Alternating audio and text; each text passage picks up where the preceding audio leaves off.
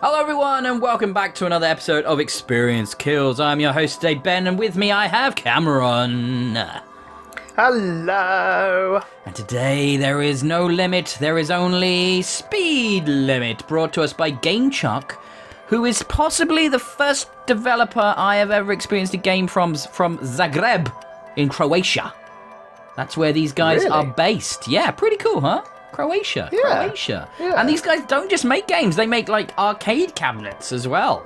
Like, so they're like big into like arcade experiences and stuff. And I think that is definitely what they're trying to bring to us here with Speed Limit, which does have a sort of old school feel to it.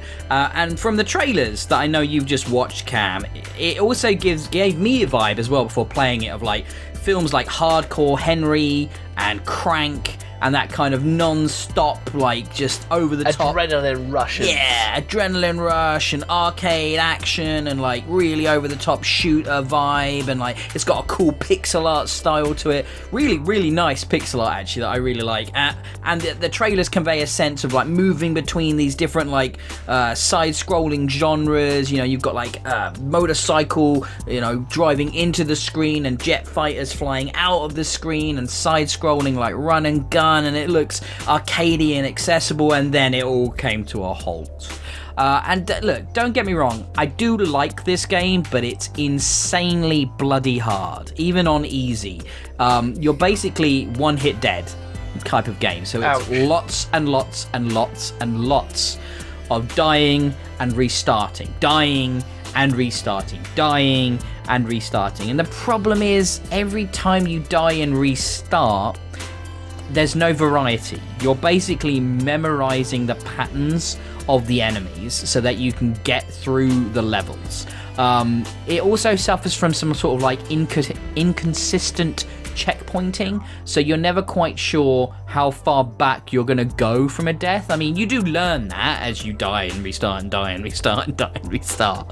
However, it's I don't know, man. I was expecting this to be a bit more like free-flowing action movie, feeling like a badass, and instead it kind of became a bit like a puzzle game for all intents and purposes, where I'm just memorizing the patterns of the enemies, and then trying to make my way through to the next stage, because I got all the way through this game on easy, I might add, but it was quite the slog, unfortunately, because I think if it hadn't been that hard, the game would have been very, very, very slight and very quick, and you would have gone through it very, very rapidly if, say, you could take multiple hits or had, say, regenerating health. So bringing in the difficulty the way they do, it does pad out the experience somewhat, because the actual mechanics are very simplistic. You know, you literally run from left to right, or go into the screen if you're on the motorcycle, or fly out of it, you know, or do the kind of Desert Strike style helicopter combat from the right to the left in an isometric view. And I love those homages to other types of genres and other games, and smashing it all into one is really good fun. I really like the idea of it, but there isn't that much more going on. There isn't really any other mechanics other than shoot and evade, and that's all you're doing, really. And then you're moving through the level, usually at full speed, because I found, though you could, say, run slower, or you could slow the bike down or the car down, it often just resulted in you dying a different way. It didn't feel particularly important or strategic.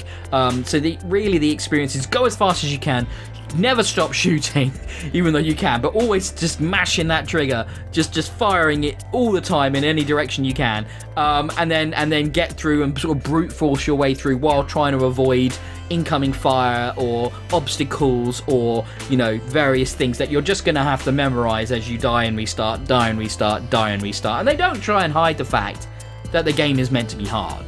They don't try and obfuscate that on the website or whatever. I just think it would have benefited from a little bit more of sort of a flow rather than a punishing headbutt against a wall.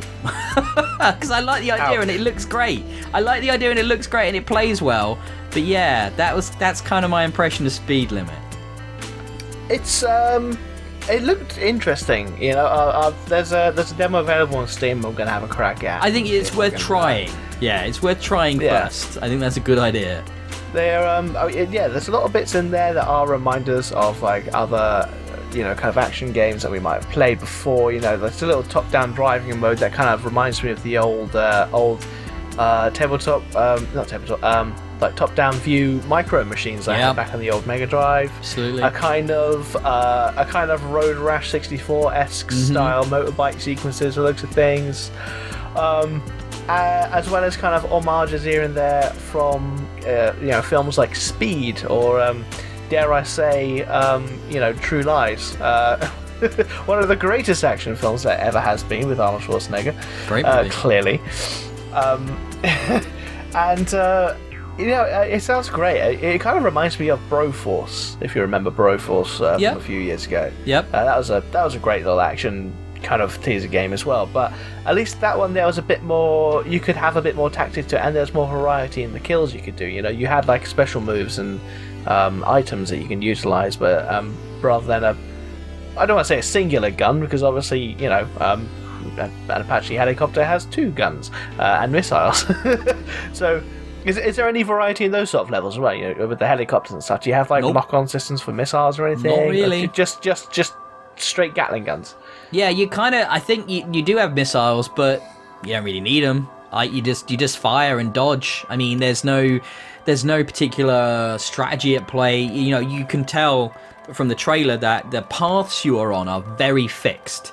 So there's no real exploration. You're on those very tight tracks, and within those tracks, you're dodging incoming fire or obstacles, basically. And that's the same, be it running, which is how you start the game on foot, through driving a car, driving a motorcycle, flying the helicopter to flying the jet. It really is the same mechanics at play, which is dodge enemy fire your own weapon, and then dodge any obstacles. And that is fine. I just think the fact that the game is so punishing when it comes to taking the hits, and now that does change a little bit in later levels. You can take more hits in the Apache helicopter and the jet fighter than you can on foot or in the car or on the motorcycle, which generally results in like getting shot is a one-hit death situation in that. And then you are just restarting a lot. For example, because your view is so obstructed, especially in the car bits, when you're moving at such speed, you only have that very top-down perspective. You are crashing into stuff coming, from off screen constantly. So you're kind of just having to memorize those levels and get through it. And I think it's the replayability here will be, you do the whole thing on easy first, and then you do it on the default difficulty. And I suspect there may be even a hard one, maybe you unlock on something like that. But yeah, there's just more enemies from what I could tell. Playing it on medium and easy, there's more enemies to deal with. So that doesn't make it more fun. It just makes it more punishing. And I mean, the way games deal with one-hit death scenarios, say in Super Hot, is that you often have like a rewind function or an ability to like sort of step back and try again, because having to constantly start from the beginning is quite tedious. I not from the beginning of a level, but from the beginning of a checkpoint. But if it's a particularly hard sequence, you do just die again and again and again. I'm probably just not very good at this, but I didn't find it particularly fun, that trial and error. Fair enough. I mean, I certainly can't wait to give it a go. It kind of gives me an old school nostalgic feel for Contra. That was a punishingly difficult game. Sure. And that is was old school shooting, so I'll definitely give it a go. Yeah, I really like that. It is very old school, and I love how it's clearly inspired by these other genres and other video games and movies that we've seen throughout the decades, and that all comes together into this experience. And I think it looks great. I really like the art style. I really like the music, and how it plays. It plays well enough, but it's just that mechanic of dying over and over and over. It's not what I was hoping the game to be, and that's on me, because what's here is well enough made. Yeah, absolutely.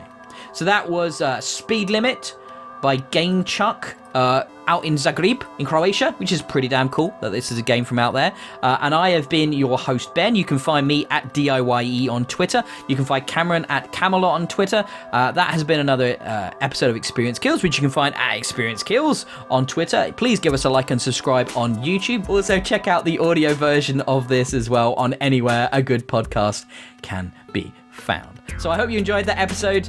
We'll be back soon with much more. Bye-bye. Bye.